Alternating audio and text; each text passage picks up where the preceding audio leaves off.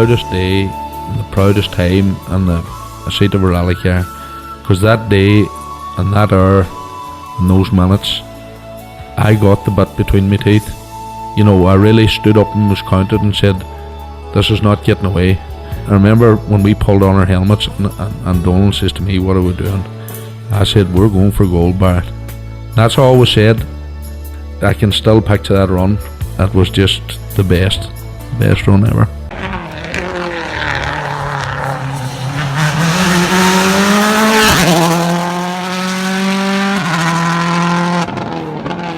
Welcome along to Krunching Gears, the Rally podcast. Let's talk Rally, episode 28. I'd like to start by welcoming along Conor Edwards. Conor, you're welcome as always. Kevin, thank you. Great to be here again. In this episode, we'll take a look back at Ypres, the latest round of WRC, the finale of the ITRC, the Ulster Rally, and then we'll look forward to Galway Summer and Dava, local forestry rally in Northern Ireland this weekend.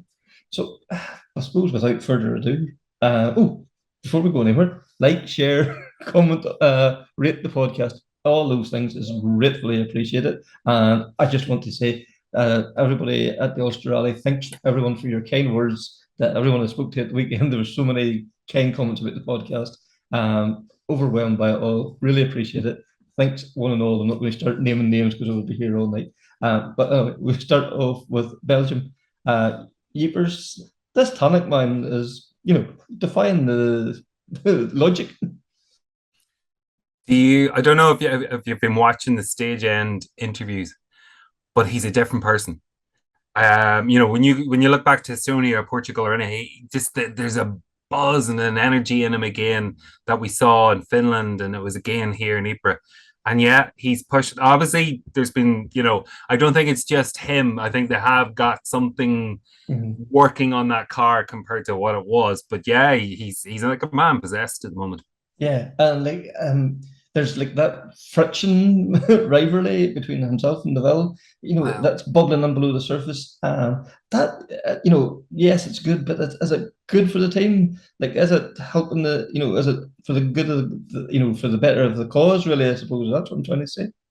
I don't know. You see, there was always that talk that it was Nouvelle's team and the car was always developed towards Nouvelle because he was their longest. And again, that's something that happened under Adamo, and whether that's changed now that Adamo's gone or what the crack is, but and Tarmac seems to have re-emerged. And then there's we still don't have a manager confirmed for that team. So there's kind of, is that adding to the friction? Is that allowing the friction to happen? It's a hard one to know, but it's not good for the team. It's not good for rallying in one sense.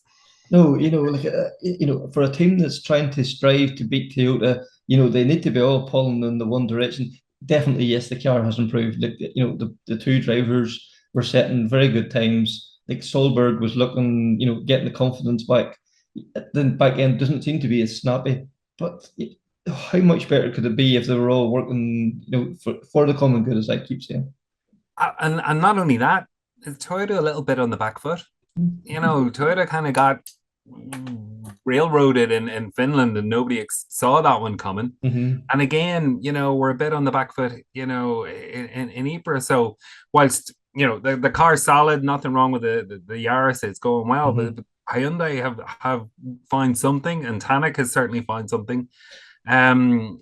But that internal piece, that's only going to pull people apart or pull the team apart.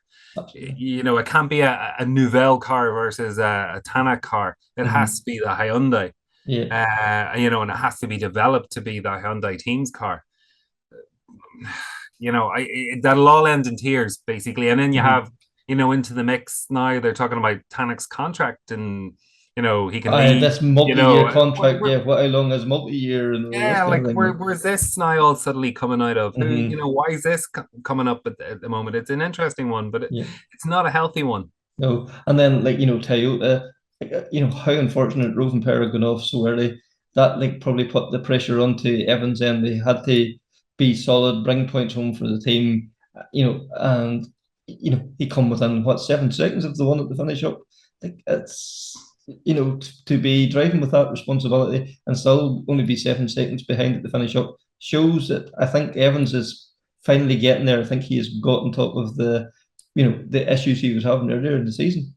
Yeah, I suppose there's 2 points there. One, Callie went out early. I was very surprised how agitated Callie and Yuna got with being delayed on the time control. They seem to get very flustered very easily. I was quite, especially, it was a rally they didn't need to win. It was a rally they kind of weren't tipped to win. And so the pressure shouldn't have been on them. I thought Jari Matti was brilliant. When asked about it, he was like, nah, it was going to happen at some point. It just happened to happen here. But I was very surprised that they seemed to be flustered, and whether it was cold tires and a bit too much speed, not listening to the notes. I don't know. I was, maybe it was just the youth of Cali. We suddenly saw it, whereas so far all year it's been a mature Rovan Pera that we watched. With regard to Evans, I thought he had a brilliant drive. Unfortunately for him, tires have been an issue in a lot of the other events this year. They weren't in Ypres, but he happened to get a puncture. And then they checked in late and got a 10-second penalty for that. And, it was a 7-second difference between him and Tanak. So without the penalty, without the puncture, but then there's a lot of what ifs. Ifs and buts, yeah. I think he had a solid drive, didn't put a foot wrong, wasn't on the edge. And again, team driver. And a bit like last year, he came good in the second half of the season. Yeah. So maybe it's taken him a little while. These cars are different. They're heavier. There's the boost issue. So maybe he's just been finding his feet and rapidly finding, like, he hasn't been slow up to this. Absolutely not, no. And then, Lappy, from the guy that's only in part-time in the seat, like, he is really settling into that team. He's really making that third seat his own. Like, yes, O'Shea, is going to obviously be back for a few events. But I never thought we'd see the day you'd be saying, has O'Shea really been missed? Very true. And Lappy's a bit of a character. He's bringing a bit of fun back to it. It's the McRae and Vatanen edge to him that I love. I'm delighted for him that it is coming good because, the last time he was, 2 years ago, 3 years ago when he was competing, there was a bit of a question mark and he got dropped and, too many times he was gone off and it was a bit edgy. But this is great to see. Finland, he recovered, got to the finish, got a podium. Ypres, a very technical, very specialist event. And if you look at it, the two people tipped to take the win on a specialist event, Neuville and Breen. Yeah. And there's Lappy gets the podium on tarmac. Yeah, but then we know what Lappy's like in tarmac. We've seen him here in the circuit a few years ago. Like, he is, I rated him then and I still do. I think he has the potential to be a world champion if things start to just fall into place for him. I do think he has an immense talent. There's no doubt about it. Yeah, if he had a full-time contract and he was in the car every single event, he's he should be challenging for the win once he's fully up to speed. Absolutely. And we're saying about Solberg, a solid drive. Takamoto had various technical issues. He's the real team player. He didn't talk about them. He didn't dwell on them. Still a useful haul of points, at the end of the rally. So, them things all have to be very positive. Absolutely. A lot of technical issues there for Aaron and Takamoto. And it was great to see, look, they still got, a top 5 place overall. They've kept their record. They've finished every event this year. Solberg, I was delighted for. I felt sick for him in Finland. Yeah. And like, he's only 20. Yeah. We forget that pressure that he's carrying with him, the Solberg name, a works drive at that age. I thought it was an amazing comeback in Ypres, really genuine and an amazing comeback from him. Fantastic. It can only, tell us what's to come from him, once he really gets another couple of years under his belt and get really settled into a WRC team wherever he ends up. As you say there, he's 20. Rovan Pera's 22. We forget these guys. Like, we're not used to seeing guys so young at such a high level. It's a few years ago, a driver wasn't getting into the championship until he was 24, 25, 26, and then they were being allowed 3-4 years to develop. Now we want everyone instantly. It's been a huge demand on these young guys coming up through. Yeah, I know it is. Like, there's massive pressures on their shoulders. There Yeah. really is. They have a lot of responsibility when in a works drive, and there's a Yeah. lot expected of them. Yeah, and like no team more so than M Sport. Like the Craig Breen, team leader. Like, what can we say? Like he's had a tough year. The last three events, Craig himself expected to do well, and things haven't worked his way. And there's so many armchair critics out there willing to kick him. Like this is our own guy, himself and Paul out there on the world stage. We should be celebrating that, not condemning it. No, absolutely. We should be celebrating it. You've got to put things in perspective. M Sport's not a works team. It's been tight there for the last couple of years. There was a lot of layoffs over COVID. Budgets are tight. Money has been spent to get this car ready. Breen's come in. This is his first real full-time WRC contract. Yes, he's been in WRC for the last X number of years, but always in part-time roles. And so there's the added pressure there. And then as a whole, there's extra pressure on because the rest of the team's quite junior. They're quite inexperienced. Accidents are going to happen. We know that. And it's just unfortunate that M Sport can't afford to have them happen. There isn't that bit of room for learning, for error. And, I suppose they opted for Breen because he had a track record of being Mr. Consistent, bringing home podium finishes or thereabouts. And it's just, unfortunately, a run of misfortune, bad luck, whatever you want to call it. But like all runs of anything, they have to end, and it does have to turn around. Oh yeah, like we've seen good runs, go the opposite way. This will turn, and like we've seen what he can do here at home. Like there's no doubt this guy will come good, without a shadow of a doubt. And then some of our other local drivers, Josh McGirr and James Fulton, like the times they were setting, it was looking superb. And then unfortunately they slid off the road, and the car was, they weren't able to get the car going again for the rest of the weekend. Yeah. So unfortunate. Oh no, they were setting great times. Like they were beating Andreas Mikkelsen, like a seasoned expert. Yeah. And like somebody who's very at home when he's in that Skoda. And yet, they beat him on a couple of stages. And Ypres unforgiving. There isn't that room. You're in a ditch, you're gone. There isn't that, somebody's going to pull you out, or you might just get away with it. It's just not going to happen. Yeah, actually, we've seen bigger crashes there in Belgium than we've probably seen all year. And that, as you say, is how unforgiving that the stages are over there. And then Eamon Bullen and MJ, they just go around, no bother to them. Everyone's done, and a great finish at the finish of it all. And I read somewhere today, MJ is now, I think, second overall in the WRC2 Masters Co-Drivers Championship or something. Like, those two guys just, to me, are the spirit of rally, and they just want to go out, compete, no fuss, no drama, get the job done. Yep, that's them. No, it's brilliant. It's brilliant to see them. It's always a pleasure, to see them on the entry list. I know they don't get the TV coverage, but it's good to follow them results wise, and delighted for MJ. Now that's brilliant. Hopefully they can improve on that, and MJ can come out on top at the end of the championship. Would be very cool. And you wanted to make a special mention there for Chris Ingram, and absolutely, I thought Chris had an absolutely stunning drive. Just like the guy has very, very little seat time. He's on a tight budget. Even from a testing point of view, it's very limited. And I thought he had a fantastic run. He really was impressive.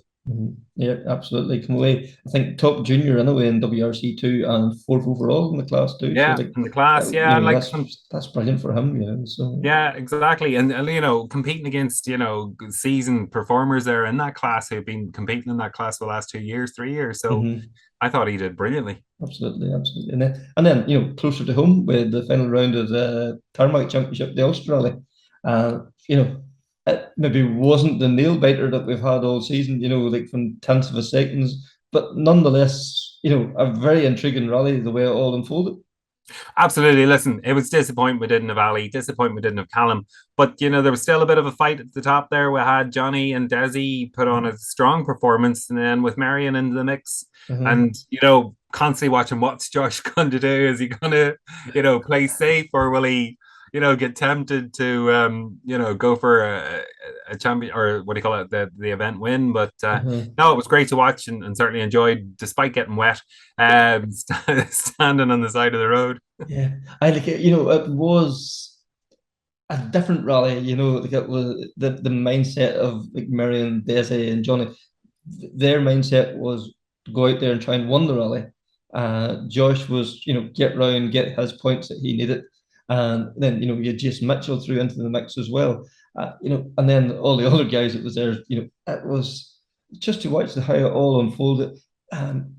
It's always nice. Yes, you love to see drivers going absolutely flat out, but sometimes you like to see how methodical somebody has to be to get the points they need to, to close off the game. It's no different from a game of football. You could be leading 2-3-0, and then you have to go defensive, or you have to change your tactics. So rallying is a team sport as well. You can't just go flat out and hope everyone else works. You have to play the long game sometimes, and that's what Joyce done last weekend. Absolutely. Listen, he's put in a season's worth of rallying. It would be madness for him to have thrown it away. Now, I'm sure there was a certain element of him would have loved to, chalk the Ulster up as another win. But yeah, it would have been crazy just to risk it all. Especially, as I say, he didn't have the strongest of competition for that champion. It was really between him and Meirion. But it was good, but it was, I suppose, every time you looked at the leaderboard, it was always surprising to see Josh sitting in fourth. Yeah, yeah, and there was always like, will he put a charge on or will he not? But you can't take it away from Meirion and JJ. They thoroughly deserve the one. They've pushed hard all year. They have, they admit themselves they went through a wee bit, of a dip in performance earlier in the year, but they've come back strongly since Donegal. They had a great run, and Donegal then into Cork 20 and then the Ulster. It was brilliant to see. Desi Henry, he said once this car was sorted, he would, put in a performance. He showed on Friday night that he has the speed. Absolutely no doubt about it. Such an unfortunate, the farmyard where he clipped the post on Saturday morning, seemingly whoever's going to be first car on the road was going to, it was so greasy and slippery there that, the first car on the road was going to have an incident there. And then Jonny Greer, I don't know what the right thing. We sometimes forget how good Jonny Greer is. He's always so consistent a performer. He's always thereabouts, and he, to me, has been probably a revelation of the year. I know Johnny's had a good year, and Johnny's great to watch, but he's always so neat, clean, and tidy. Like I've never seen Johnny, flustered or on the door handles, yeah. in a stupid way or anything. Like, he's a very solid conservative driver and puts in and clocks up some great results. And you got to remember this year as well, change of co-drivers. Yeah, constantly. He hasn't had Kirsty beside him, so that's been different for him this year as well. Absolutely, yeah. And then we go down through. Then like Damien Toner, who was having a stunning drive, absolutely incredible. Like, yes, he knows Steve Gullion, but to set I think third, fourth fastest time in the first run, and then in the dark second fastest overall, like beating all the R5s and everything else. It must have been some spin, and then they had a half spin, and the tires were going off towards the end. They reckoned they could have been quicker. Like, my goodness. Yeah, but Kevin, even knowing Steve Gullion, certain advantage, but that place was greasy. It was slippy. It was narrow. It was tight. It was pitch dark. Yeah, exactly. You might have a little advantage, but not a huge amount. Yeah, that was sheer guts. Yeah, and balls or whatever you want to call it. Yeah, well, you were trying to be polite there. Yeah. But I think we'll cut across now to Meirion and JJ and get their thoughts from the weekend. 2022 Modern Tires Ulster Rally winners. Still is a nice ring to it even now on a Monday evening, Meirion. Yeah, it'll sound nice for a good few weeks again, I think, or even longer than that. But nice to get the international win at last. Kind of felt we got close a few times this year, but it never quite come off, and gives me a bit of bragging rights over Dan as well, because he never got one either. So that's a bit nice. Yeah, and Jonathan, for yourself as well. We think of some of the previous winners. To see your name in that trophy now, pretty cool. Oh, it's pretty cool. Yeah, we were actually chatting on the way home. Looking at the roll of honour of those who have won before and the names that were on it. I was, watching the likes of Gwyndaf Evans in the F2 era as I was growing up, and realised that 32 years ago, he won it. His first international win was the Ulster in the Big Binksy era. So really cool to emulate that. a few years on, and yeah, no, it's amazing to look down that list and be able to see our names on it. Yeah, and the Ulster probably it was the shortest rally of the year, but it has to be the toughest as well. No, absolutely. Yeah, we were looking at DVD before the rally, and you could see how challenging the stages were, and they're so relentless, so many junctions, so many like rhythm changes and stuff, and then you had the weather in, which just made it twice as hard again. And then darkness as well too. Yeah, it's not something we actually get to do all that often, so it's quite cool to do actually. Yeah, for sure. I said at the interview and the finish, actually, I think I was never historically any good on stages like that. I'm never really comfortable on them. I was always faster, on faster stages and stuff. So we seem to have come on a lot in that kind of conditions and those kind of stages this year, which is really good. So kind of just rounds it off a bit more, so we can compete everywhere. But yeah, the stages were really relentless. And the problem, there's nothing worse than rain in August. Summer rain is the worst because you have to have the blower on in the car. It's about 17 degrees outside still, and obviously you're just sweating your what's off. So yeah, it just makes it a bit more tricky. But yeah, like you say, that drains as well. So. You had to get two, or like a first and a second minimum, regardless of what Josh done. So did that affect your plan? No, we knew that Jonny would be fast, so I knew I'd probably have to drive as well as I can really to beat Jonny up there, especially with it being kind of close to home for him. He goes well up north sort of all the time, so we kind of knew what we had to do, but still to pull it off is tricky. So it was nice that we could come away, with two maximums from it and win both days. At least kind of we upheld our part of the bargain. Just to be fair to Josh, he drove very steady for both days and come away with a win. And somebody said to me that it's a shame that Callum and Ali weren't there, but then you don't know, maybe we'd have beaten each other on each day. You just don't know what would have happened. It would have been a different story. But no, in terms of doing our job, we did everything kind of as well as we can, apart from a visit to a field on Friday night, which was, I thought that was it in terms of the first day, because I thought I can't give time away on such a short leg. It was only 30 mile or 25 mile, whatever. So I thought that was it, but luckily we had enough pace over the rest of the stage, and we just got Jonny on the last one, which was nice. And some people say it's very unfair that that 30 miles was the same points for 3 days in Donegal, but having 3 stages and full points available, it kind of sharpens the mind that as you say, you went into the field, you thought you'd blown it. It allows you very limited space for a half spin or anything, really. It makes it its own little sprint event, doesn't it? Yeah. So, and yeah, it's easy for people to say from the outside, there shouldn't be points for 3 stages compared to 3 days of Donegal. But at the end of the day, we signed up for it to start the year, didn't we? So whatever situation you end up in, if you've got a chance to go for it, you're going to go for it, and that's it. So we knew what we were playing for. So yeah, it was a different challenge. It almost it was a sprint event within an event. Well, maybe 2 sprint events you could say, but obviously Saturday was a bit longer, and it was obviously the stages were very tough on Saturday. But in terms of inconsistency, I found that probably the hardest stage of the rally was actually the second stage, because we did that stage back in 2019 in the dry, and the grip was really good in there. And from the recce this year, we felt that it looked pretty good again, barring 1 or 2 places, and we could go quite hard at it. So I started quite aggressively at it, and we just couldn't get into it at all. Even got to the end, and it just felt like a very, very difficult kind of 15 miles that I could never really settle into, and which was surprising. But yeah, we were quite happy to get out of it actually, and that's a stage that since I did it last, I always said I really enjoyed it, but I kind of struggled to enjoy it on Friday night. And Conor, you were going to jump in there. Yeah, I was just going to say, it must have been a very tough balancing act for you, because on one hand, you're still looking for your first international win. The other hand, you've got the whole championship, all the work you've done all year. And, obviously once it became clear that Josh was going to pace himself, then you're into that fight with Desi and Jonny for the win. And how did you kind of work that out in your head? I think I kind of when we saw Josh had settled to kind of do what he did, we always just had to.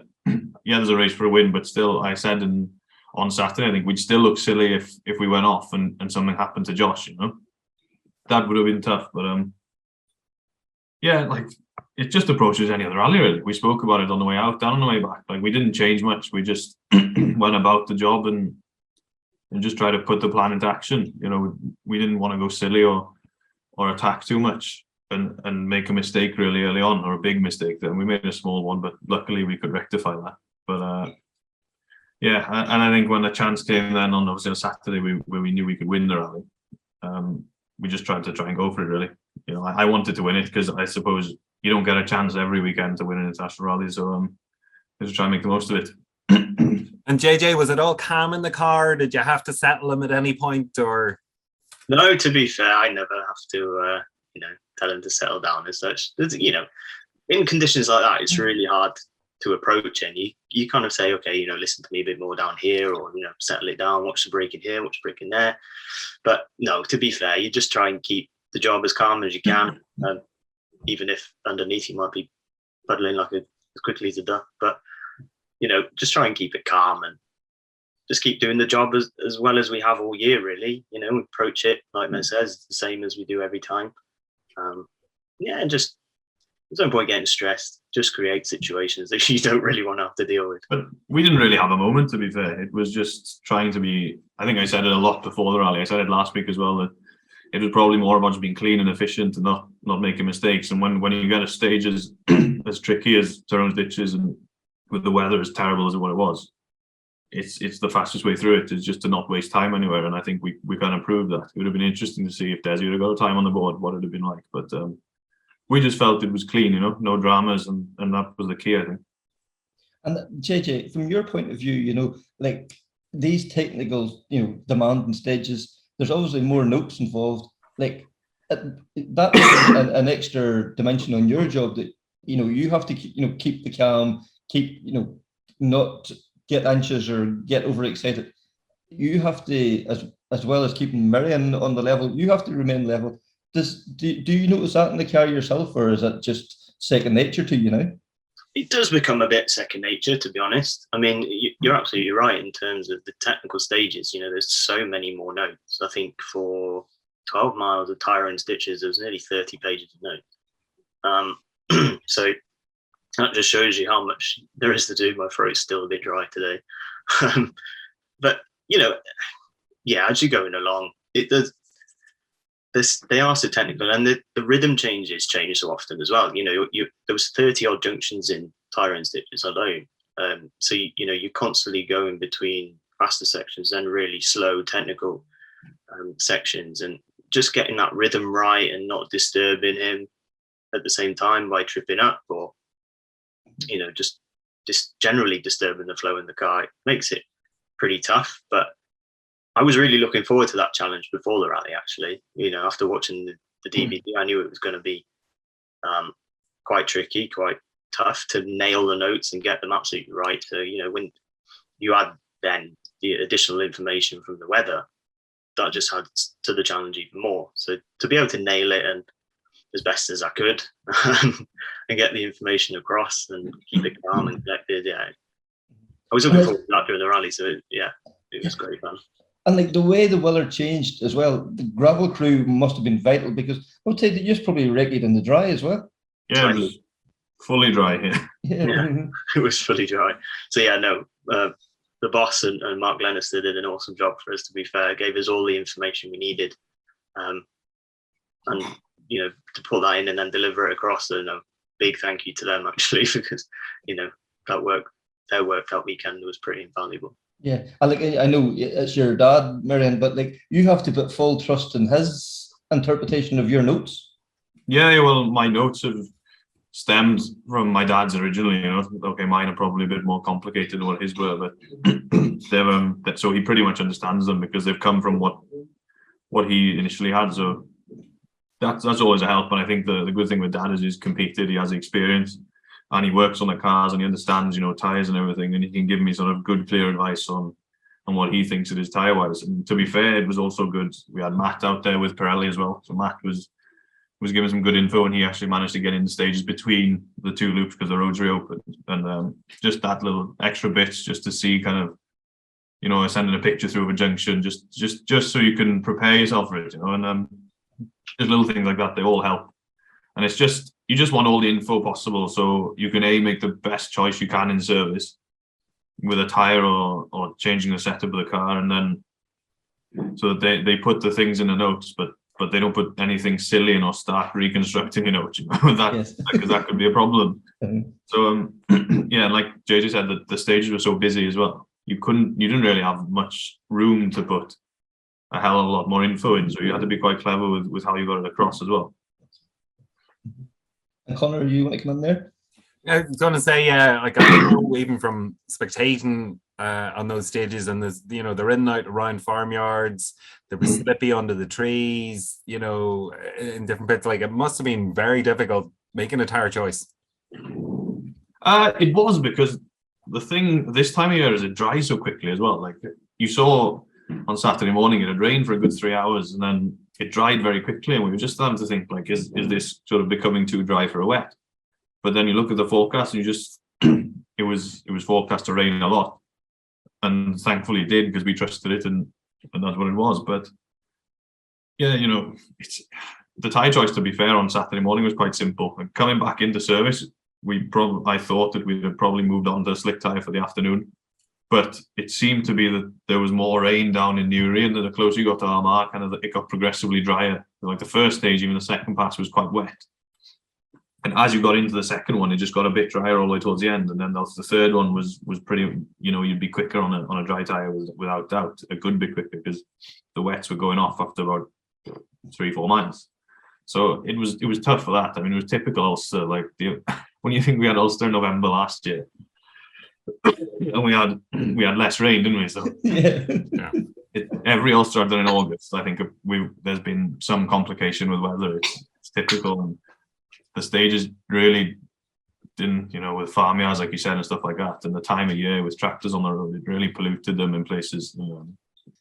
You just want to prove yourself against the best drivers out there. Do you feel that Ireland's given you that challenge? We'll start with Meirion, and then we'll go over to JJ then. Yeah, I mean, I think I say this to a few people. I think a lot of regional championships, the level is as high as anywhere, you know, and Ireland's one of them. The events are pretty specialist. You know, you see guys like Ali and Josh, especially, who've done these events for 10 years plus. So to come and compete is tough. And you know, we did it all in 2019, so we thought, right, we've got some experience, but then we've had a forced 2 or 3 year break, you know? So that wasn't ideal. So we'd probably forgotten a few things since then. But yeah, to come back was nice, and I think the championship is really strong, as it's shown this year, and the pace between sort of the top 4 or 5 guys at times has been really, really good.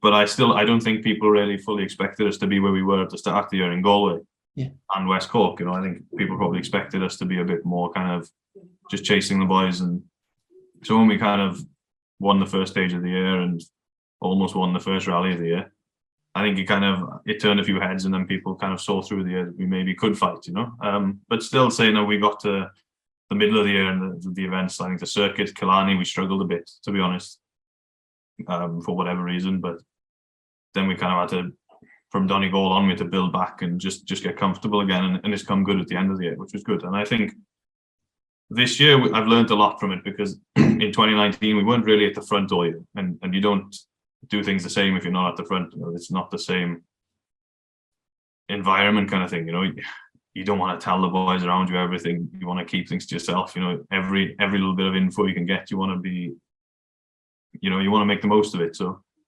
it's taught me a fair bit, you know. And coming back, I think with hopefully the same car and everything the same around me, that'll be a big help as well. And obviously a lot fresher knowledge, because hopefully there won't be a pandemic between now and February.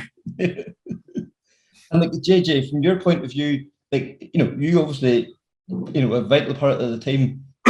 What you bring to that team as well, you know, you want to give your maximum input. Do you feel that Ireland allows you to do that as well? Yeah, absolutely. You know, like Matt says, the events, okay, they are quite specialist, but they are fantastic quality events. And, you know, there's not many domestic championships in the world which give you that amount of mileage with that amount of strong competition. So to be able to do it, and you gain so much, you know, not only just as a crew, but individually as well. You know, it's even just being able to work with a gravel foot, you know, you don't get that really anywhere outside of, you know, a European Championship level. So that just gives you that extra dimension. And the front, you're at such a level at the front as well that it just brings you on and kind of forces you to really look into the finite details of things and to be able to deliver that final 10th, which, you know, we've needed for most of this year. You know, we've all been so close on so many events. So yeah, it's, you know, it's a fantastic place to go rallying, and of course everybody's so welcoming. Okay, we're fighting for 10ths on the stages, but in between, you know, when we have a little opportunity or if there's a delay, everybody, you know, is having the crack and just enjoying the sport, and ultimately that's what it's about. And no, it's been a real pleasure actually to compete against the boys this year and actually be amongst them on the front. That's the key. I think the key with Ireland is the boys are so good, you know, that the atmosphere is really good. There's nobody's trying to do anyone over, you know. It's all, at the end of the day, we go to work on a Monday morning. That's where we look at it. So yeah, it's serious competition still, like as serious as you get anyway. But still, you know, ultimately, you know, it's a sport, like JJ said, and you've got to enjoy it. And to be fair, it's been really healthy this year. You know, the guys have a lot of respect for each other, and even though we try and kick the hell out of each other on the stage in between, it's pretty good. And it's a really nice atmosphere. And it's probably an atmosphere I haven't experienced anywhere else in rally, you know. Yeah, you know, the fight is with the club, not with each other, basically, isn't that really what it boils down to? Yeah. Yeah, absolutely. And, you know, we've been quite lucky this year. Obviously, we've had Ali in the team, and to have Gordy there, you know, Gordy Noble along and competing against him and Rory as well. They are actual legends of the sport, and, you know, being able to work alongside them and listen to the stories, and, you know, it's just been class as, you know, somebody who loves the sport as much as he, you know, competes in it. And yeah, no, it's just that level of camaraderie and the enjoyment. You know, ultimately, like I say, it's what it's all about.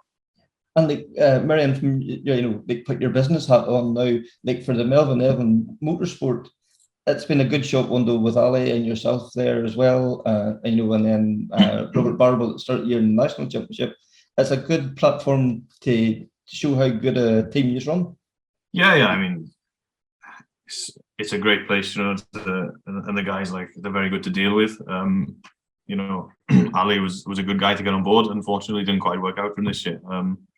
We just thought we won the British Championship last year. It'd be nice to get the Tarmac Championship, but maybe it'll come another year, hopefully. But you know, it's a great place, you know. And the thing is, with the Tarmac Championship is, like Jay just said, the mileage of the events. You know, it just puts a bit more pressure on everyone to deliver it. You know, with no disrespect to the British Championship, most of the events are 40 miles.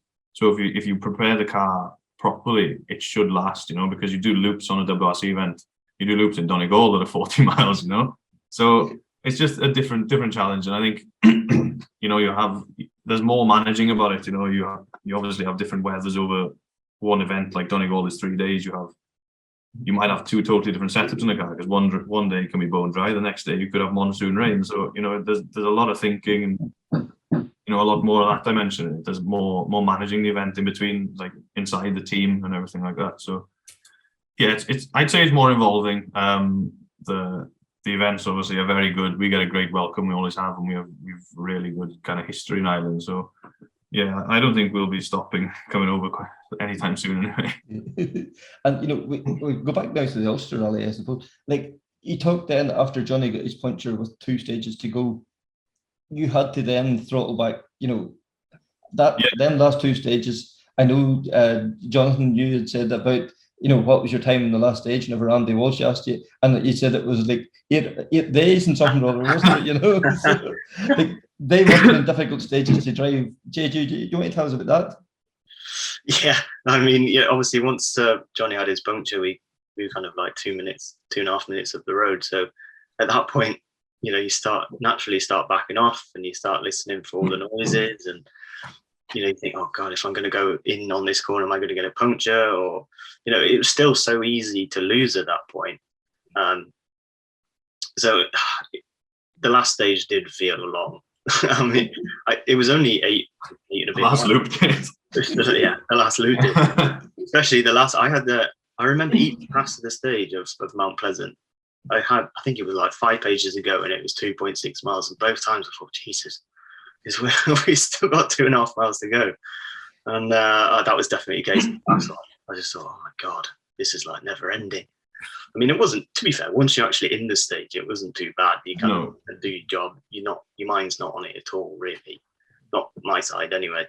I don't really have time to think or see or whatever's going on. But yeah, it did feel a long old drag towards the end there. But the feeling crossing the finish line was more than worth it. I think the worst one for me was actually the first one out of service, because the lead we had, we had one of those, I'd say it was a nice lead, but it wasn't the best. It was like leading a football match 2-0, Yes. You give them one and soon they'll be back in it, kind of thing, So, and there's just things I stand to think already, like it was the first time in my career that the rally was in my hands, the win, it was for me to lose. And there were a few places where we just ran over a pothole, and I thought, oh, will that puncture? And then I was worried for the next corner, and it was just getting your head around that, The next two, then I kind of launched into Babylon Hill the second time, and I thought, sort of went up to 5th gear and thought, right, let's go. And then we got into the first corner, and JJ would tell you, like, I had a flat 2 left in my notes, which I would never ever lift for, really. And I just come out, and in my head, I was like, I can't do it. I can't take this risk. I just can't do it. So, yeah. And I got to the ending. The first thing I said was, "That was bloody terrible." But from your own, you're a mechanic, or you're working on these cars day in, day out. You know the noises they make, and if you hear a different noise, you're like, "What was that?" kind of thing. But even the noises they always make, Yes. I got off the car in between, just before the last stage, do the tire pressures, and I could hear a noise from inside the fuel tank, and it's just the lift pumps going. They do it all the time, and I was like, I don't think I've heard that before. Is that normal? Yeah. And on the Saturday, were you still conscious of what Josh was doing, or had you kind of closed that off and it was more just focused on keeping the lead and watching out for Jonny? To be honest, we kind of, once we knew we were in a position to win the rally, I didn't really look at Josh at all myself.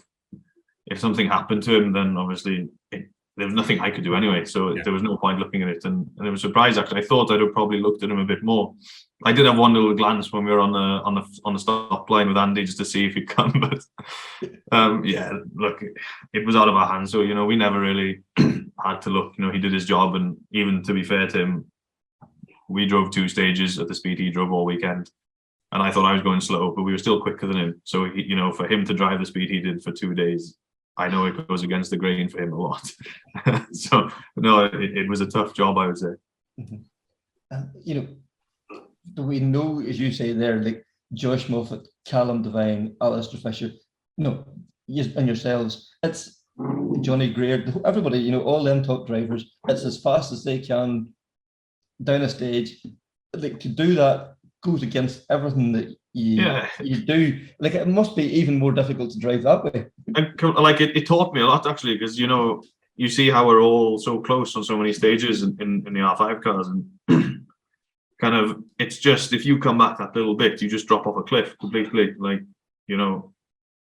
I think the second time through Babylon Hill, we were 15 seconds slower, and I don't think, I drove a lot slower again in the last stage, but you can just lose time so easily if you're not on the cars, and it just, it surprised me just how much the cars don't drive themselves at all. You've got to make it work, And that's probably a silly question, but is the car almost harder to drive when you back off that wee bit? It can be. It can. I think it's just the concentration. I found the car was still okay, but obviously, if you sit in a delay or something, to be fair, the organisers, they ran a great rally the weekend. There was never a delay, so everything stayed warm. But if you went in on cold tyres, and I think actually if it was a bone dry rally, it would probably be more prominent, that if you're not driving hard, things don't work. Luckily, we were on wet tyres and stuff, so they were really, really soft and they worked straight away. Whereas if you were going out on like a medium or a hard slick and you weren't driving hard, then that creates a problem because you're not heating the tires and you're not getting confidence and you're just going to completely go the wrong way, you know. And then, we've seen then the scenes at the end of that last stage, your reaction when you got out of the car, the way they captured it, like that was something else. And then, like for Andrew Nesbitt, I'm sure I don't know what he's like for you guys in Wales and the UK. Like he's a national treasure here. Oh, well, that's the thing. Him interviewing you is something else, isn't it? And a lot of people probably don't know that JJ grew up watching the BRC. I actually grew up watching the Tarmac Championship. I have all of Plum's DVDs and stuff. So to be like I said to Andy or to Andrew, even at the end of the stage, like to be among that, now as a winner in the championship and everything, was really, really special to me. It's like I said to JJ in the car on the way home, like I don't think 8-year-old me could ever imagine this would have happened, because obviously I was growing up while Dad was rallying in Ireland on a national scene mostly, and I was watching these videos every Christmas, and the Donnelly Nesbitt days are the ones that I kind of grew up watching, the 2 litre era. So to see. To have Andrew at the end, I think he lives near there as well. He lives just a mile or something off the state. And like him to shake your hand and present you with a bottle of champagne, it's pretty cool then for your point. It was the same in Donegal actually when we went into the hotel. The hotel just after Atlantic Drive was really nice. A lot of legends there, people that I've grown up watching on TV coming to shake your hands and stuff. It's brilliant. And I think that's another draw with Irish Rally. It's a really kind of big family in a way that these guys, you have to earn their respect, but once you can get it by performing well, kind of thing. Yeah, I always think of like what you call it, meet the fuckers, the inner circle. If you're in the circle, in the circle, circle of trust. Yeah. My daughter's in the circle now. So it's probably a very early yet to be thinking, but is there a plan for the rest of the season, or do you start to look forward now to 2023? Well, we've got my home rally in a couple of weeks. Obviously, Rally Cardigan, which is around the BRC.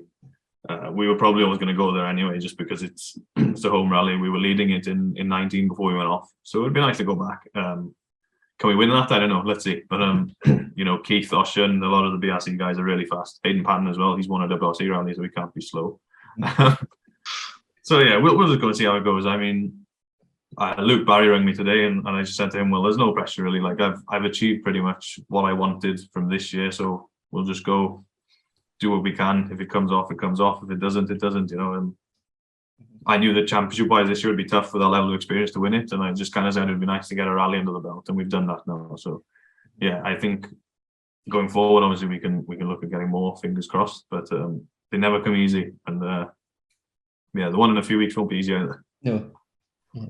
And that's what somebody said to me one time. You have to celebrate the good days because they're few and far between. So lads, that's it, especially finishing. We've had a good year on the whole. I mean, we've been on the podium on I think 5 of the 7 rallies, but still, there's nothing like winning. And they're the really, really good days. That's the day you can go home and say nobody was better than me this weekend.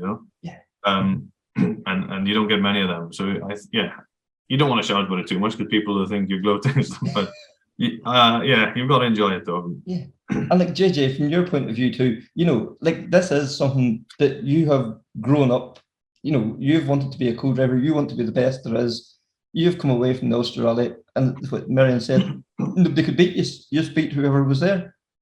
Yeah, 100%. And you work so hard for every rally that you go to, and obviously you always want to do as well as you can. And when all that hard work finally pays off, it's so rewarding and it's so motivating as well. Now you got the first one, you're naturally a little bit greedy and you want more. But it just makes you work that much harder again. And we'll obviously rally by in a couple of weeks, and then we'll look to next year. But getting that first win under the belt will drive the hunger over the winter, that's for sure. And go into next year, it'll keep the motivation up, and you'll want to hit the ground running. And it has that positive effect on everything, really. Yeah, no, it's class. Yeah. So, like from our own point of view here, from myself and Connor, we want to thank you very much. Delighted the way the season ended for you. Thanks for all your help throughout the year. You've been so helpful when it comes to the podcast, Connor. I'm sure you back me up on that one. Absolutely, it's been a pleasure, and you know, the both of you have made yourself available every time we asked, and we do appreciate that.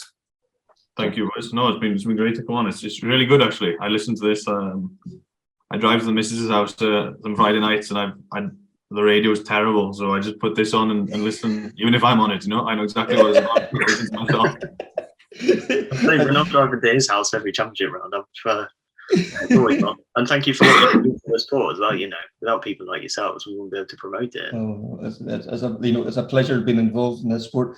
Like as you say, it's the family thing. It's getting, it's such positive news as in the rally, and it's great to put it out there to the wider audience. So definitely. Yes. So thank you very much once again, and we'll catch up with you again soon. Thank you. Take care. Thank you. Appreciate the two guys there taking the time.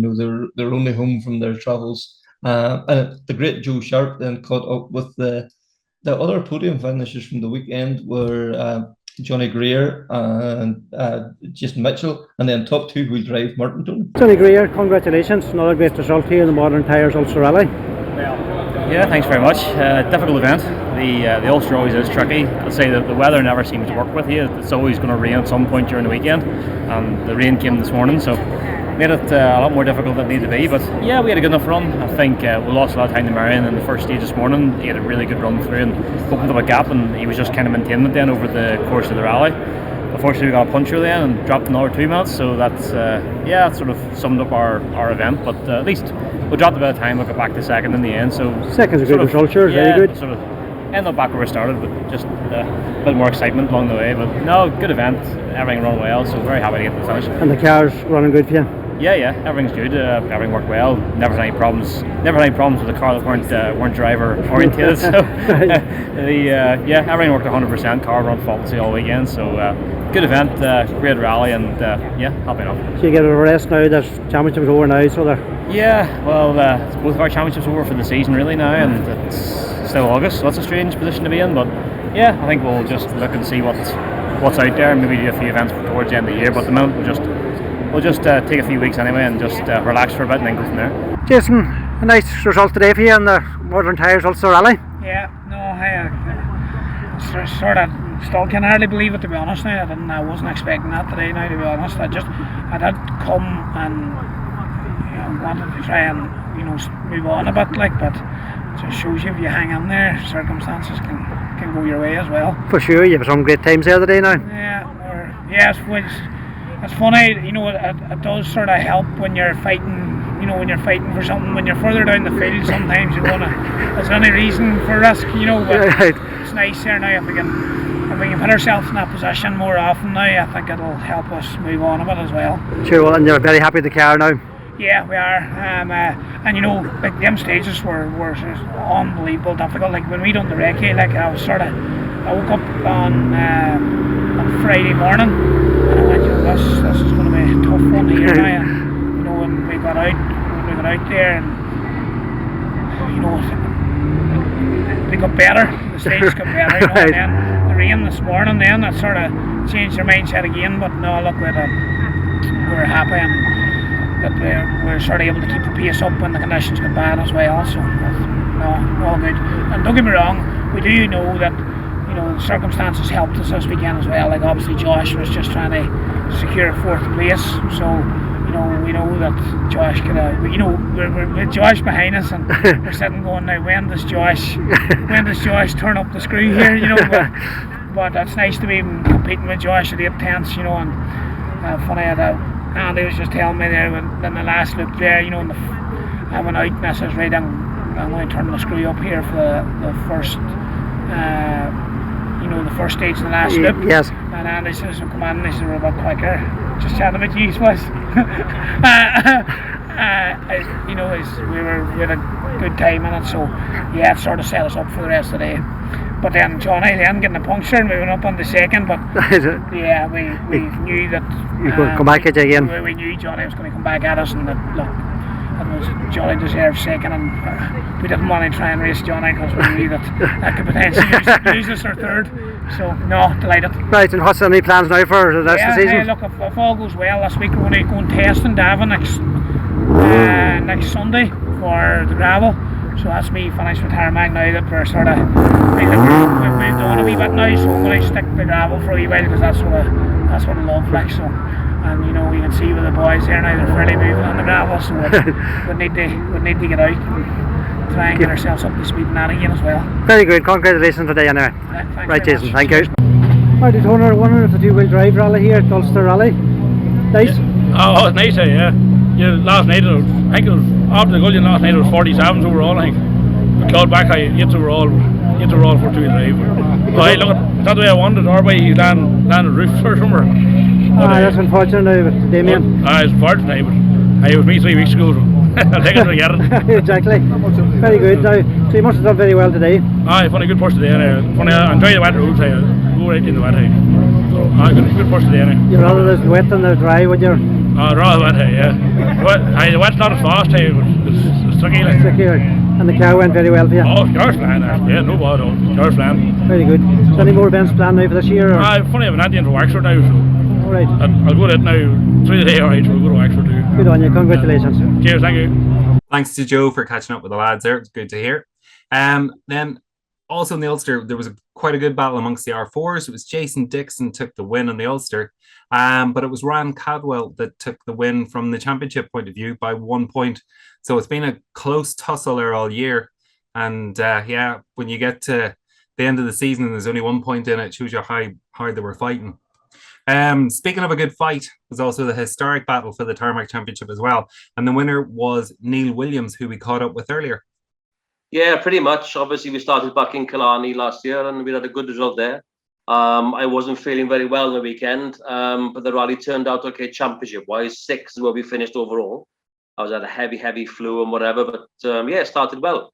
And as you say, we've done 5 rounds. 6 could have counted.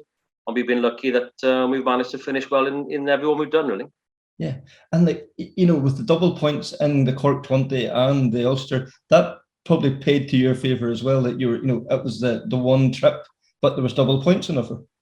Yeah, well, obviously, I looked at that to see which rounds are going to be double rounds, and I really wanted to go to Donegal this year, but I just couldn't make it. My dad had a hip replacement. We worked together, so I couldn't take the time off work.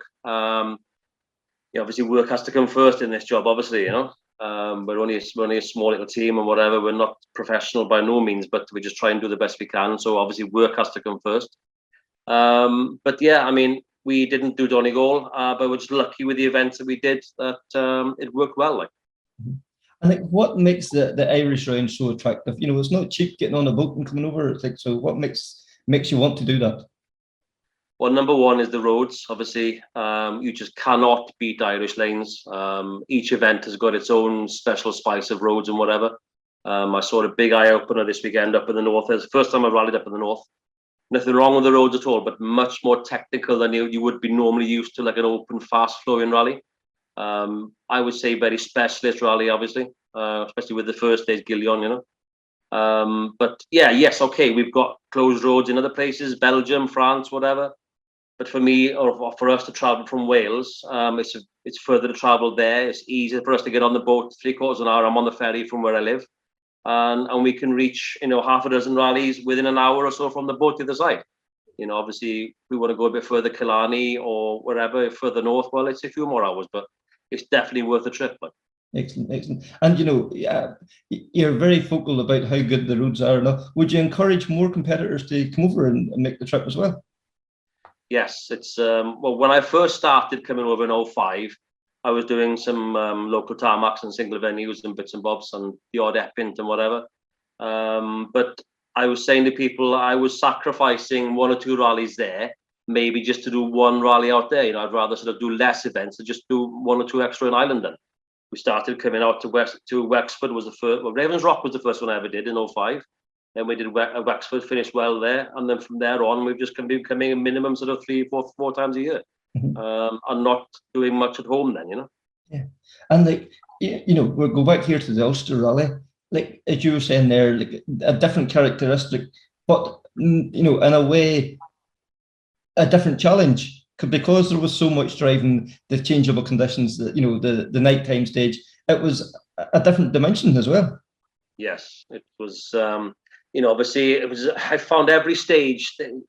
you started to get a bit of a flow, sort of quarter of the way through, halfway through, and all of a sudden you're back to the flying crests and, you know, having to rely on the notes and whatever. And because the conditions were quite sort of tricky on the Saturday, you know, you couldn't fully commit to a blind to the 3 or a 4, you know, knowing is it going to be shiny or not, you know. But yeah, I mean, the specialist stages, well, I think especially the first one, I didn't enjoy the first stage. As I said to Andy and Killian on video there, I was pretty gutted with my time on the end of the first stage, to be honest, because it felt so slow. But having said that, the time was pretty good because we'd taken some time off some modified boys, which I was surprised with. And we were sort of similar times to a few of the guys historic that had been there before. But having said that, then when we went back to do the Gillan second time in the dark, I think that's probably my favourite event of the whole weekend. I think the people I've spoken to since, the second time over that run in the dark was something else. You know, it was unreal. It was, the atmosphere was just more electric. There was flashes going off, and the spectators. You came on the corner. There was hundreds of people everywhere. It was just amazing. And like, you know, this historic championship this year has really become alive. Like, going into the final round, there was, I think, 5, maybe 6 different crews all in with a chance of taking the title. Like, I think it was you I spoke to you over the weekend, and you said every car is the same. You know, they're all a Mark II S group. They all have a BDG engine, a ZF box. There's no tricks. It's the driver, the team, the crew. That's what makes it. That's what makes the difference. Yeah, I think, you know, obviously there's different classes for each historic class, but if you're in the sort of ultimate class, as they say, the BDGs and the ZFs, well, there is no goalpost you can move. Then obviously you've got the spec, you've got the brakes, the gearbox, as you say, they're all the same. So it's down then to the team to do the team job then, really. Obviously not just driving and navigating and getting that click and getting that flow. Well, obviously reliability comes into it then, you know, the team behind you and whatever. But anyway, I ran a modified car for years, and it just got to a point where the goalposts were moving so quickly. As soon as I got a full spec, I was doing well, and somebody else has got something else, and the paddle shifts this, and different gearboxes that, and whatever, and bigger brakes and suspensions. And hang on, this is just getting out of hand, like, you know. So that's when I decided to change. Then I left it in 2012. So I've been nearly in historic for nearly 10 years. I did a lot of historic stuff at home on gravel as well. And then we decided to come back then to Ireland then in 2018, I think it was, in Carlow. West Cork, it was 2018. That's the first time that Anthony sat with me, and we've been together since then. And I think it was Andy Walsh who said, you know, there must be like a form you have to fill in to do historic rallying, and being a thoroughly decent bloke seems to come at the very top of that list. They're a great bunch of lads. Oh yeah, I mean the camaraderie is something else. I mean, it's because we know the system, the way the car is working and everything. You know he's got the same thing as you, so you know that he's not getting an advantage here and there and everywhere. It's down to you and him. There's nowhere to hide. There's banter. So, you know, I mean, I've said it at the end of a few stages when it's been quite heated on the end of the rally. I've said to people, come and have a go, you know, because that is where the fun is. You know, I don't see the fun in sort of having to spend so and so thousands of thousands just to keep up with the Joneses, if you like. I'd rather have, like you just said now, the one spec, and we'll all have a go together. And that's where the fun comes into it. You can have a pint after it at the end of the day and say, look, you know, you drove what you had as best you could. I drove what I had best you could. And whoever came out on top is the way it is, you know? Yeah, absolutely. And, you know, you mentioned earlier on that, you know, the team behind you, like you were saying before we started recording, you do a lot of the work on the car yourself. Like, so you know every nut and bolt on that car. And then on the event, you have guys there helping you out. It's such a small team effort, and it's great to be able to reward your team with the championship victory. Yeah, this is it. I mean, it's been a good year. Obviously, we've had a few good results over the different years, but this year's really clicked. Obviously, it's quite an ask for people to come out and leave work for 2 or 3 days a week and the weekend to be out with us. You know, I've been lucky. I got a lot of good people around me, a lot of good friends and whatever. And like you say, I look after the car myself, 99% of the car myself. And sometimes if I'm in service and I see the guys diving in to do something, and sometimes I just want to get in there myself because I know what size this spanner is and whatever, you know, you need this spanner, like whatever, you know. But you just got to sit back and let them get on with it and trust what they do. And, you know, it all works out well, you know, it's great. And like, you know, and for like a man doing the work himself, sponsorship is vital to make what you do happen. Like I'm saying, you'd like to thank your sponsors for helping you out this year as well. Yeah, you're right. I've had a lot of sponsorship deals over the years, but I've had a lot of people that always stuck with me for a long time. I've got our own company, Cardigan 4x4, which I run myself and my father. I've had a long-term sponsor, Ennis Caravans in West Wales here, look after us. I've had another sponsor that come on board recently, it's Kevlice Holiday Cottages. Jamie, he's a hell of a nice guy, and he's really keen to come and look at the car and whatever. But yeah, I mean, Anthony brings his own sponsors as well, which helps as well, because he's Kieran Welton Motors. He's got Mark Murphy Motors. He's got the Mountain House in Ardfield, and loads of other different people that help us out on different events. But those are the main sort of backers we've had for a long time, and they stick with us. And I think because luckily we've done quite well over the years, they get a good bit of good publicity and good return for what they put in because of the success, I think. And we should mention Anthony here now as well. He has been beside you now for the last few years, like a vital part of the team as well, obviously. Oh, definitely. I mean, we got on great. I mean, we have done since the day we met, to be honest. We spent a lot of time out of the car as well. Both our partners get on. We get on great with the families and everything great. It's not just an arrive and drive sort of deal for the driver and navigator. We're good friends out of the car as well. And I know Anthony's had a tough year this year, and we decided at the beginning of this year, we said we'll have a go and do it, and we started sort of mounting some points up, and it's worked out well, really. It's just been great that I can reward, we can both reward what we've done, what we put into it, like.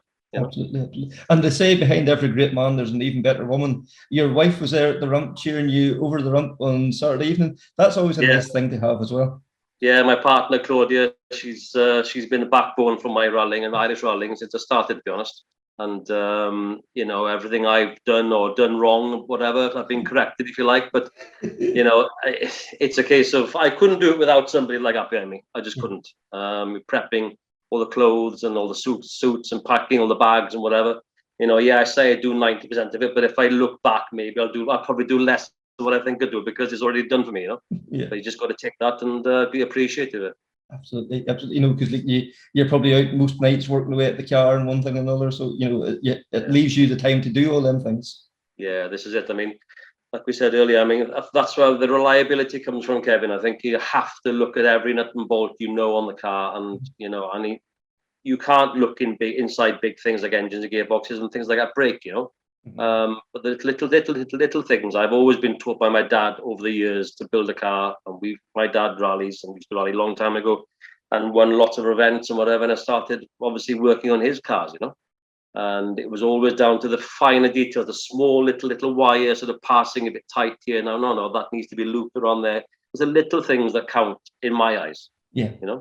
Well, this year's proved that reliability has been second to none, and that is the key to your championship campaign too, as well as the speed. I think so.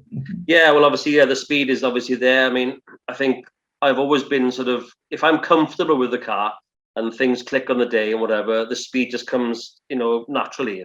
Don't have to feel uncomfortable to push to get the speed. Whereas if the car isn't right, and if you've changed something and you're not happy with it, it'll take a few stages to get into it. And I look at it, then I don't really push to try and push on. Then if something's a bit different, I'll give it a bit of time and then sort of bed it in, or maybe a different tire or whatever. I'll just try it for the first time and just give it some time and just get used to it.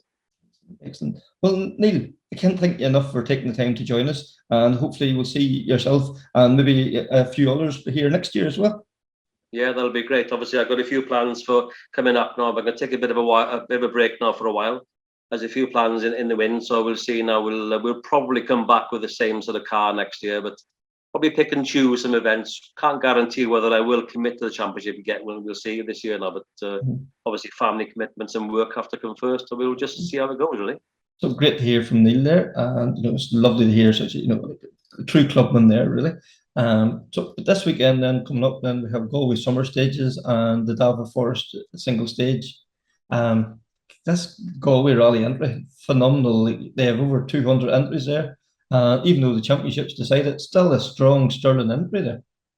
Very good entry, and a juicy top 10 as well. We're looking at Robert Barrowbell, which is great to see Robert out again. Peter Herson, Gareth McHale, David Guest, Joseph McGonigal, Tim McNulty, Brendan Comiskey, Derek McGarty, and Andrew Purcell, Niall McGuire. Like, that's a cracker of top 10, really is. Yeah, like, that's great. In some ways, it's probably good to see Josh removed out of that, because it opens up there. There is probably any one of them top 10 guys will all be thinking that there will be at least a podium there for them for the taking, without a doubt. So no, absolutely. And again, interesting weather forecast this weekend that could actually throw something else into them. We've seen that recently in the last couple of months. The weather does play a part. So it can, and I think, as Meirion was saying earlier, this summer rain, it can dry so quickly, and it can just it can change the nature of the stage so quickly and so easily as well too. And then the two-wheel drive is still all to play for there in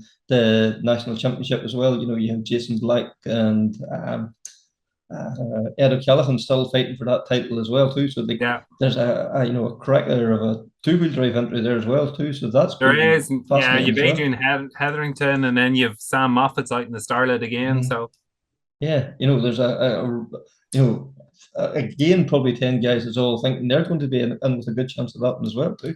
And then Dava, fantastic to see Maharavalk Motor Club coming up with a new event. As Shane McGirr will say now in a few minutes, always great to see, because there is so limited forest roads in Ireland. It's always great to see a new one coming along that nobody's ever done before. So that's going to be very interesting. And then you have one of the stars from the Ulster Rally, Desi Henry, and then you have and a stellar lineup of a top 10 there too. Yeah. You have Martin Kearns. There's a wreck of boys there who will all trying to think here. Mark Donnelly, Jason Mitchell, yep. Derek McGarty. Derek's going to do 2 rallies in one day. Exactly. Joe Haggerty. 9 Henry. So there's again a strong entry list there. And then in the two-wheel drive, then you have Martin McCormick, Shane McGirr, Frank Kelly. And great to see Ian Miller back out as well too. Ian did look at the entry list, seems to be out in the red 1600 BDA, and that car is scream of that. It has to be here to be believed, So absolutely. And you have Marty's brother, Greg, is out in the Skoda. Yeah, so there'll be some, but I'll hope to make that up to that myself, because I think it's going to be a fascinating rally. I know it's only 3 stages, but them boys, every one of them, to go and hammer and tongs from the word go. Absolutely, yeah. And I think without further ado, we'll catch up with one of those forestry heroes, Shane McGirr, because I think you will enjoy this. No, gravel rallying's in our backbone, and for why I don't really know, because we started years ago when we were cubs, and it was all on tarmac or like concrete, and I can't work out really where a gravel come into. But the first day we done a gravel rally, that was it. There was no more tarmac, no more concrete. That's it, all gone. Isn't it the great saying around your part of the world that the tires only for getting you to the stages? Oh, you're exactly right. That's exactly what it's for. That's big Bobby Sharkey speak too.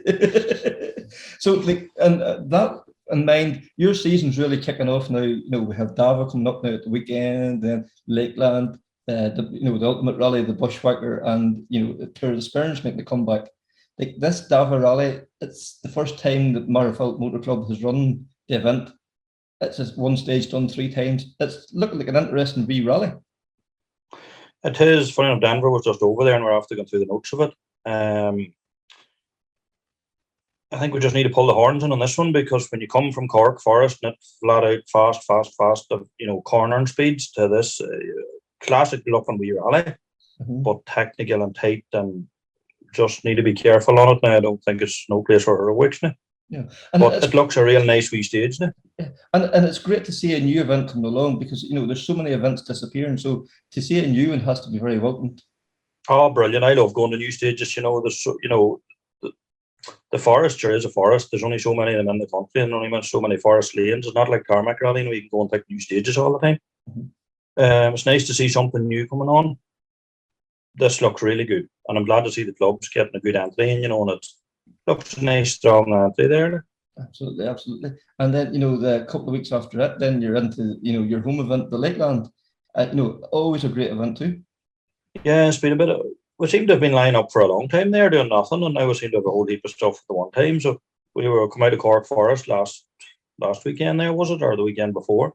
And now we're jumping into Dava, and then the Lakelands in the 1 week, with Sunday for Dava and then Saturday for the Lakelands. So it's all actually in the 1 week. So we hope we don't do any damage or any bracken or wrecking match in Dava. It'll be no Lakelands. But the Lakelands is a classic. I love the Lakeland stages. There's just something about the nature of the stages. Same a bit like Dava, needs to be treated with respect. You know, they're tough, bumpy, you know, stages, but really committed. If you're committed to the Lakelands, now you'll go well. But if you're not, you'll not. You know, the Lakelands, you just need to put the all on the table and go at it. Yeah. And then, you know, the one gravel rally that every man talks about from the beginning of the year, the Bushwhacker, that gets known more locally as the Oma Grand Prix. It's the one. Oma Grand Prix, sure. It's the one everyone wants. Everybody wants to win on the Grand Prix. And Town on the Grand Prix for some reason is just the one, and it's from the first stage. It's just to the tin, and if you sleep, you're sleeping. Like you're in catch up all day. Like unfortunately, that happened to us in Cork this year. Like I just couldn't get into the first stage, and we fell asleep in the first stage, and we lost 10, 12 seconds to Adrian. Now Adrian was on a massive charge, and David Condell. We never got that time back, like, you know, and we were thereabouts the rest of the day, but you never recover from that time loss if you fall asleep in the first stage. You know, unfortunately, we learned that in Cork again. But listen, when you're old and bald and sleepy and all the rest, it happens from that again. I can say nothing. But we have both of that problem. Yeah. But you know, you talk about the level of competition. You know, there's maybe not massive entries for the forestry events, but there's some great competitors there. You know, you mentioned Adrian Hillington, David Condell, Frank Kelly there's making an appearance now at the weekend, and you know, you know, you guys just cannot wait to get a cut at each other. It doesn't matter if there's 100 cars in the rally or there's 10 cars in the rally, as long as Frank and Adrian and Seamus O'Connell would have been there in the years ago, and David Crossan and the Barretts and all them boys. Listen, and Condell, as long as them boys are there, who cares what's going on around us? We only need 10 cars in the rally, really. And it used to come up through the ranks from the 1600s, you know, right up through. You know, that grudge match has been going on now for years. It has, like, and the funny thing about it is, and I suppose probably not too many people actually know this, that me and Frank Kelly actually started rallying on the same day at the same rally. It was a wee rally in Enniskillen, run out of Cairn Quarry, I think it was at the time, and it run through a forest stage. Frank, he was off in the second corner. We made it to the second stage, and then we went off, and then he passed us. So both of us had a great start to our rallying career now. But he was in a front-wheel drive Fiesta, and I was in a rear-wheel drive Skoda with a mad pushrod engine or some hairy thing that we tried to jam it that didn't really work. None of the two just take the normal route to your success. No. I'm surprised his Fiesta actually had a Fiesta engine in it, and not some mad Alfa Romeo thing or something like that. That is for sure. And you know, then after the Bushwhacker, then you have the Tour of the Sperrins making a welcome return to the gravel as well. Yeah, it'd be lovely to see them using like the Cam and Springwell. If you know, I'm not sure what stages they're using, but the Cam Forest and the dog bleeping them over the years as the daddy. Like it is. You just come out of that, don't care, with a buzz and a smile on your face, and the commitment, the jumps and stuff you need in Cam's awesome. It is one of the proper form of, you know, forest stages that unfortunately it has been sort of lost over the last few years. Yeah. So it'd be lovely if one of them stages run again. It'd be lovely to see them back. Absolutely. And they haven't been used in a few years as well too, so you think they'd be in tip-top condition as well? They should be in tip-top condition. You know, forests, in fairness, you know, they do need rest in every few years, you know, so COVID actually helped some of the forests, you know, to give them the wee rest over 2 years, and as much as we all missed the events. But it didn't do the forest any harm. No, you know, you just can't keep pounding, you know, 300 horsepower Escorts and WRC cars and stuff over forests and not affecting them. That's for sure. You know, a forest is what it is. It says on the tin, it is a forest. It's a loose surface event. It is, you know, and sometimes boys complain about it being rough and stuff, and I know we all sometimes complain about, you know, being rough, but it's a gravel rally and it's part and parcel of it. You just drive to what you see and what your notes do. Like. And the car that you're synonymous with now is the start at, you started off in, was it 1400 started? That we started off in the 1400. We actually originally started in the Fiat 131. Our Skoda only lasted 2 or 3 rallies. The pushrod engine kept bringing the gearbox like a dice slot. So we got fed up with gearboxes in this thing, and then we went for a Fiat 131. And we were cracking it for years. And only rally car I actually think I ever made any money out of. And I bought it at £1,200 and rallied it for like 4 years and sold it for like £1,500. Only rally car ever made me any money. And then we went for a GT Escort, but we don't even talk about that in the house. That's just hell on earth, that thing. So then they started coming on the scene, and the wee first blue star that I had was actually an Sammy Wilson car. Yes. In fairness, it was a really well sorted wee car, you know, and I just fell in love with them then, you know. And like what, you know, and then, you know, you graduated up then to your current car, you know, basically known as the scrapbox. Like you've had some fun out of that car. I think it's over 10 years now at this stage. I think we have our 12 years now, and you know, the scrapbox. The name of the scrapbox, probably not too many understands or where the name of this thing came out of, but what happened was me and Stephen O'Hanlon done the Galloway Hills years ago, and we come out of Dalbeatty stage, and Dalbeatty stage is a really tight technical wee driver stage, you know, it is a tough wee stage, but we had a cracking time on it, and we were like third overall in this yoke and it half hanging apart, like, and the boy then on stage looks up at us and he says, "Jeannie, Mac boys, that's some time for the on-aisle scrapbox." I think we were second or third overall at that stage. That's the sort of Stevie Hannon never give that up. That's where that stuck. It's stuck to this day. Yes. But she's going to get the pension book now shortly. Well, we might just put her on the pension list yet, you know, but she might maybe get a wee bit of an easier life. You know, we're building this new yoke that some know about and some don't, you know, so it's one of them odd things that I've wanted to do for 30 years. It's a ladder Riva. I used to work in a ladder garage in Farls and Derrygonley many moons ago. It's probably 30 years ago. And I just got a fascination for them oddball, ugly looking things then. Yeah, I always wanted to build one. I've always had in my head I wanted to build one, and of course as the years went on, it's always been put on the back burner, and then I've just decided about 5 years ago, right, enough's enough. We have to make the decision. We're going to go with this now. I'm not getting any younger. My day race, the young boys is gone. So we're going to just kiffle about in this oil yoke and have a bit of fun.